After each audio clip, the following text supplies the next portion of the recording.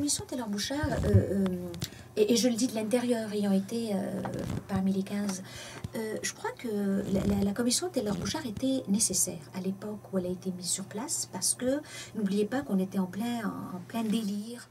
Il y a eu une série d'affaires en rafale, l'affaire du YMCA, des fenêtres givrées, l'affaire de la cabane à sucre, et moins récemment, il y a eu l'affaire du Kirpan, il y a eu l'affaire de la juge Véro, il y a eu plein d'affaires qui ont commencé à partir de 94, et à chaque fois, à tous les 2-3 ans, il y avait une affaire qui sortait.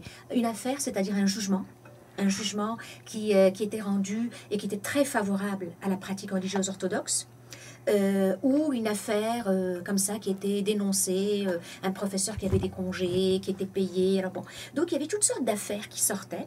Et je pense que la commission Taylor-Bouchard a permis de dire, bon, on va parler, on va distinguer l'ivraie du bon grain, les mythes des réalités, les perceptions des réalités, puis on va parler de ça et on va faire parler les gens.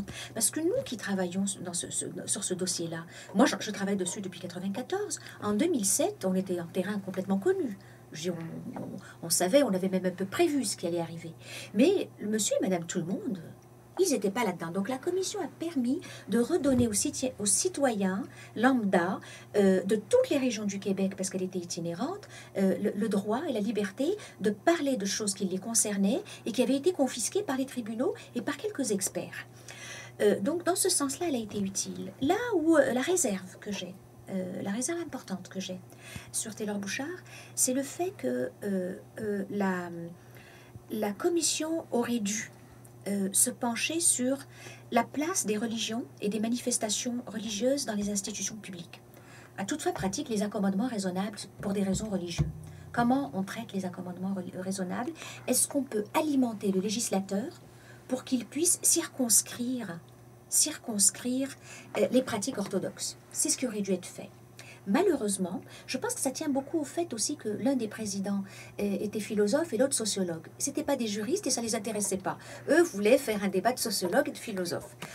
Donc, avec les résultats que l'on constate, c'est que qui trop embrasse mal étreint, et la commission a parlé de beaucoup d'autres choses. Vous vous rappellerez que, en plus de parler d'accommodement raisonnable, la commission a beaucoup parlé du modèle de vivre ensemble qu'il fallait préconiser au Québec. Est-ce qu'il fallait préconiser le multiculturalisme, l'interculturalisme, l'assimilationnisme? On a beaucoup essayé aussi de dresser la liste des valeurs communes, du cadre civique commun autour duquel les citoyens du Québec étaient appelés à délibérer et à vivre ensemble. Donc, en traitant en même temps et sans nécessairement prendre le temps de distinguer les enjeux de politique d'immigration, et ça c'est politique d'immigration et d'intégration, et de laïcité, je pense qu'il y a eu un mélange, une confusion des enjeux. Et ça nous rattrape encore aujourd'hui.